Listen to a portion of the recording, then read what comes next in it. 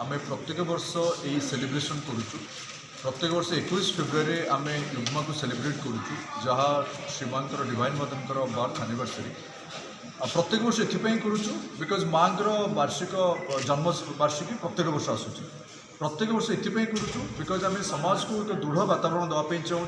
शिक्षा आध्यात्मिकता को जोड़ी एक सुदृढ़ बार्ता देवाई चाहूँ। आम प्रत्येक वर्ष ये सेलिब्रेट करुचु कहीं आम प्रत्येक वर्ष यूनिवर्सल ब्रदरहुड कथा कहूँ। आम प्रत्येक वर्ष ये सेलिब्रेशन करुचु कहीं आम चाहूँ जे समाज जो युववर्ग अच्छा से आध्यात्मिक नैतिक एवं शारीरिक उत्तरोत्तर उन्नति करूँ। से आम ये सेलिब्रेशन प्रत्येक वर्ष करूँ। आपको जन रखा चाहिए ए वर्ष तो आम पाखापाखि 100 रु ऊर्ध पिलामानकर पार्टिसिपेशन पाइचु।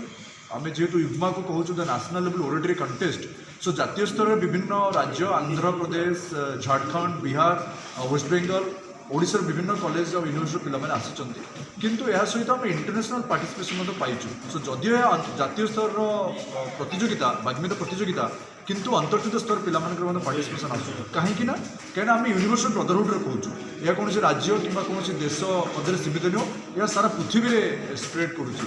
यही प्रकार वार्ता नहीं आम ये कार्यक्रम जेहेतु करुँ, तेणु आम आपको प्रत्येक वर्ष 21 फेब्रुआरी सेलिब्रेट करुँ। 100 रु ऊर्ध पिला पाखापाखि 40 रु विभिन्न कॉलेज इंस्टीट्यूट यूनिवर्सिटी आसिचंती, सारा देश आसिचंती एवं से भाग नौकरी।